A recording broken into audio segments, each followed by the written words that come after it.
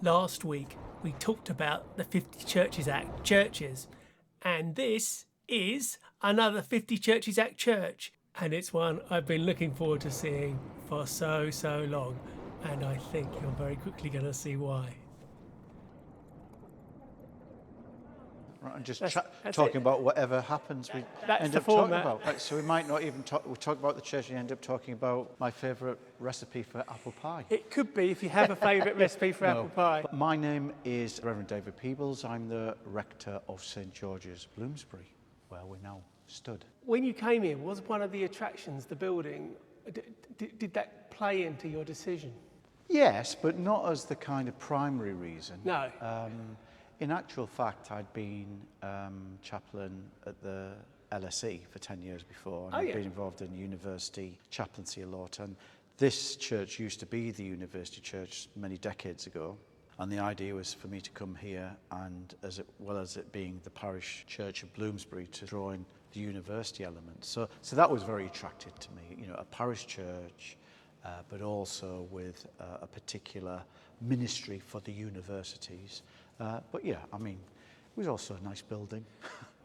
And normally you can kind of guess what the congregation's going to be a little bit from its location, but I'm perplexed here. What?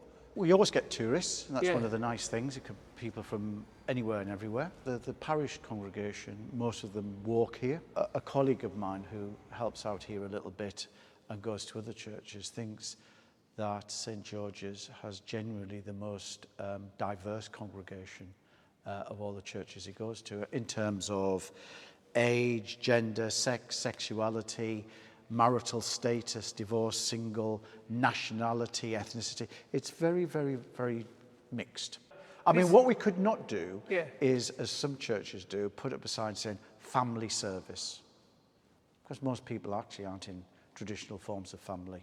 I mean, this is all church lingo, so you'll have to excuse me. Yeah, go for We're it. sort of modern, Catholic-minded, Eucharistic liturgy on a Sunday, but with the first Sunday of the month being a little bit more highbrow. Actually, it's more middlebrow, perhaps we might say. What I say is that we're very traditional, but we're not stuffy at all. Liturgy, I think, and worship should involve all five senses. So you're sort of utterly caught up in something. An act of worship, the work of the people. That's what liturgy means. I've got to ask you about, you said, so liturgy, I'm constantly finding things where I thought I understood something and perhaps I didn't at all. Mm-hmm. You said it's a work of the people. Yes, that's what the word means. It's not a kind that's of what it performance up there by, you know, professionally on stage. But inherently it's bottom Christ. up. It's inherently bottom up if you're... Yeah, well, that's the whole of Christianity is from the ground up. That, you know, at the heart of our faith is God reveals himself in human flesh and is born in obscurity. It's all from the ground up. As an outsider, as someone who isn't a person of faith, I would have thought God was the most top-down concept you could possibly imagine. And so I'm genuinely surprised, and I don't think anybody else has said what you've just said to me in quite that way. Okay. Well, God is categorically, absolutely other and transcendent. God is not like anything else in the universe, otherwise he'd just be another thing in the universe.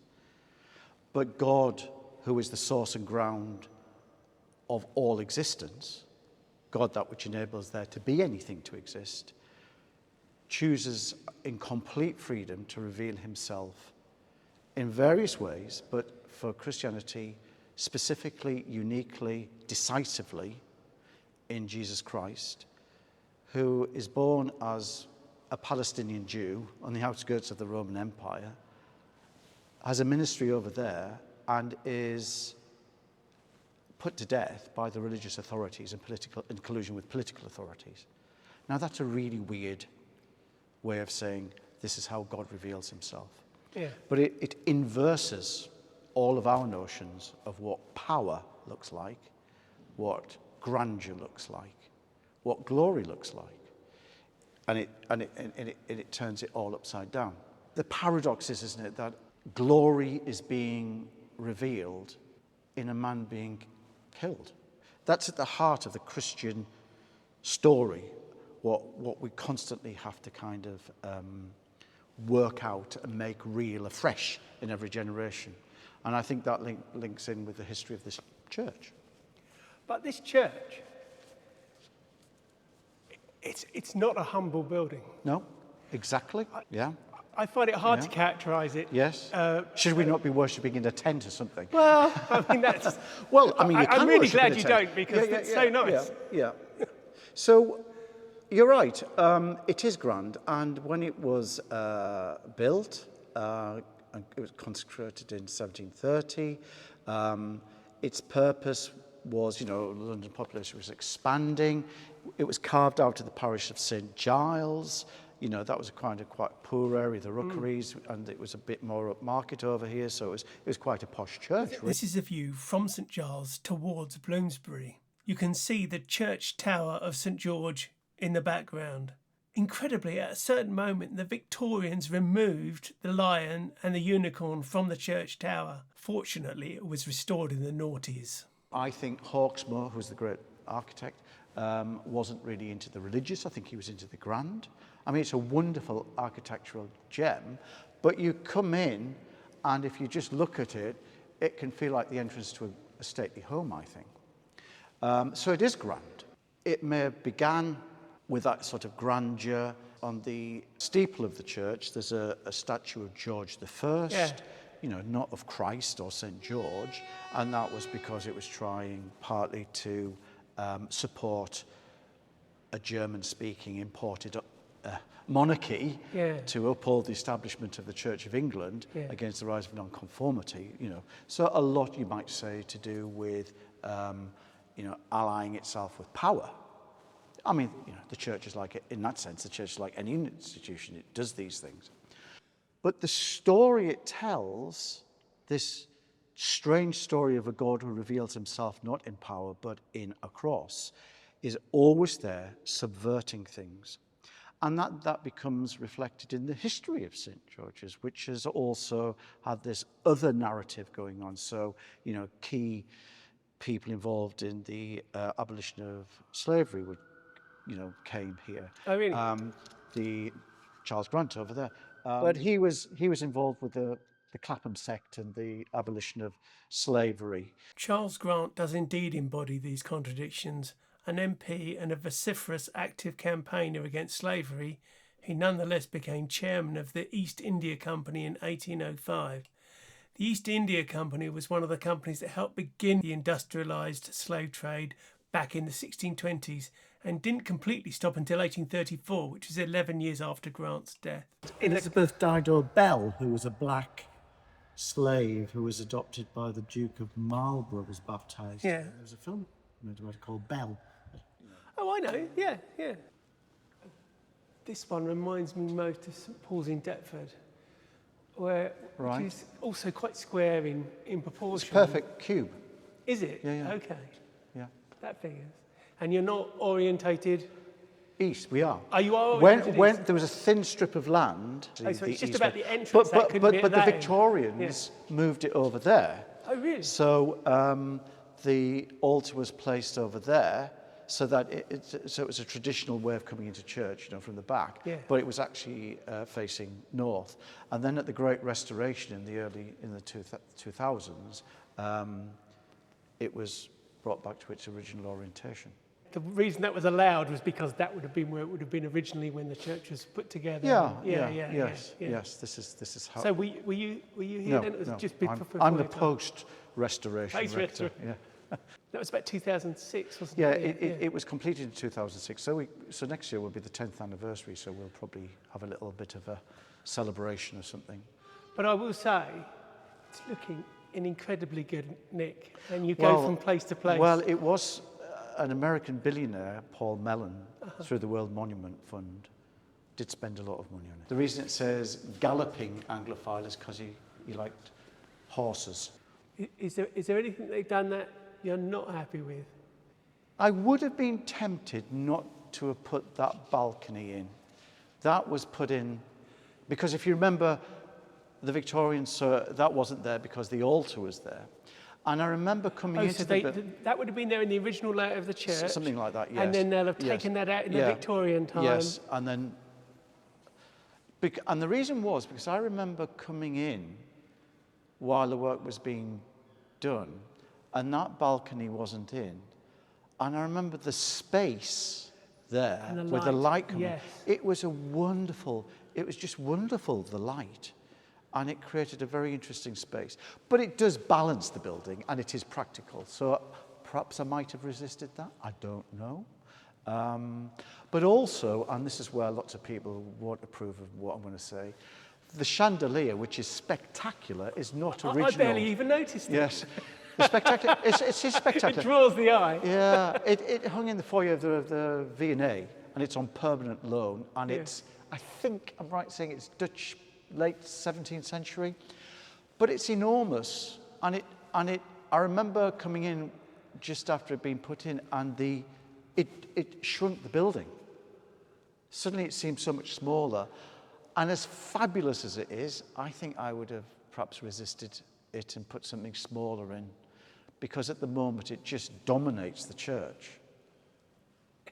It is big, Yeah. but it is also magnificent. It's magnificent, And I think what you said about it being like the whole of a country house is kind of quite interesting because it does feel like a very welcoming space, like a hall, Yes. like you'd want a hallway to feel where you're brought in. Yes, yeah. Because you come in here, you're looking down here, and it's not until you come quite away in that your eye turns east, and there's Yes. an altar. Yes. It's I was kind of- definitely drawn to the altar. But you have to sort of come well in to sort of see it. Well, let's go and have a look at the altar.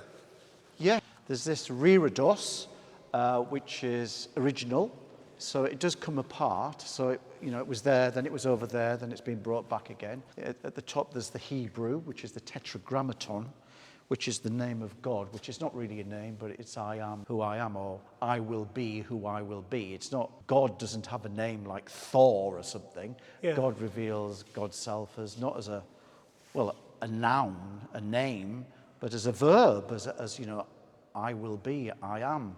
Are I'm guessing the windows are not contemporary. No, they're Victorian. They put the Hawksmoor ones was to let feel of clarity, as it were, but it was also created to be a place where the spoken word can be heard. There would have been a big 3-decker pulpit, but the irony is, for music, it's beautiful, it's wonderful, but for speaking, it's terrible. So if I, without a microphone, stand here and speak, it goes up there and nobody can hear it at the back. I can feel it's very echoey. Yeah, It's very bad. So we've got speakers and they're fine. But there are accounts in some early records of people very early on saying, can't hear anything. So you can imagine lots of Georgian ear trumpets. And what's also interesting, we've got the Stations of the Cross, which we commissioned, and unusually it's just through hands. This is actually the first of the Stations of the Cross. Its pilot washing is hands, but we can't find somewhere to keep it up. And you just see a hint of Christ stood. That's quite interesting.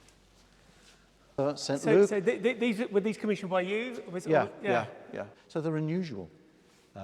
Very unusual. Yeah. I'm just so taken with this Veronica. Can you see the crown of thorns just poking out around the cloth? You also will have noticed that the icons, because we've given a home to a Ukrainian Orthodox church. These are lovely. And these are modern, yes? Well, these were painted in Ukraine, in war-torn Ukraine. What we have is a Ukrainian Orthodox church community, and they come here on a Sunday morning very early, and they have their liturgy. We've given them space to put what they do is they wheel these icons out for their liturgy, and they create what's called an iconostasis, which is a series of icons, and then the liturgy takes place behind the iconostasis. And we're very happy to show them hospitality, give them a home in the face. And that's an Orthodox. Yes. In the face of Russian aggression, and also, they would never have come across Anglican. They would have heard of Anglicans, but they have all sorts of views about us. But whatever theological views they had or have, what they also meet is a community that welcomes them. And that's how church history begins to change a little bit. So I was surprised when you emphasised the Anglo-Catholic, the Catholic side of it, because there's nothing that really hits me in the eye in the way that some places that you go to. There's no relics on the altar that I can see. no, but I mean, I think most people who come in here and would look, they would know this was in the Catholic tradition. Oh, You know, okay. The Oh, tabernacle I'm and not- the altar where, with the flame where the sacrament is reserved. Okay. Statue of Our See, Lady. I didn't even recognise it as a tabernacle because it's very modest. Yeah, it's yeah, it is. Yeah, but this is the line that you're treading. Yeah. But yes, I mean, yeah. you know, It's I mean, really obviously, awesome. you know, we've got a statue of Our Lady and the feel of the church. We've got another Yeah. icon here. Yeah. Yes, Yeah. but I think what you're picking up is something I was saying earlier, that Hawksmoor, his priority was not, in a way, the religious, it was the grand. So you get this space, and you have to really work at the kind of the religious side. That's why it's kind of trying to pronounce it more, because it can be sort of incidental to this architectural gem, which is a kind of, you know, it's a crazy build. I mean, it's spectacular, but it's very theatrical, and you know, the spire outside with the kind of lion and unicorn. It's based on the Temple of Halicarnassus, and it's just sort of, it's crazy. How do you feel about?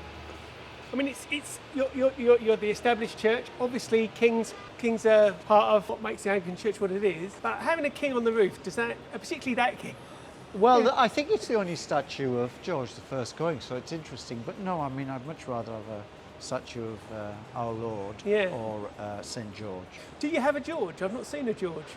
We have an icon of St. George. Oh. Right, now, this was an icon that was painted at the end of the restoration, and we've got an icon well, it was pre-me, come into, and he walked around the community, and he wanted to create an icon which reflected the church. So, And it's got the church in it. so you've got the church, you've got traditional St. George, but the bus stop, which people talked about a lot, which is like always got packs of people, and then the local shop with Viz. So, you know, it's not to everybody's taste.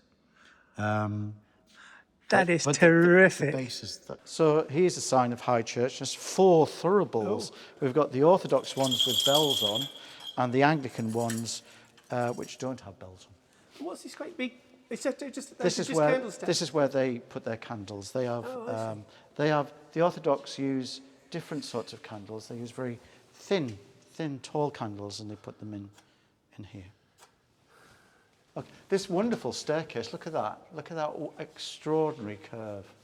I guess that they'll have been following the drawings from the original church, because this is a reinstated element.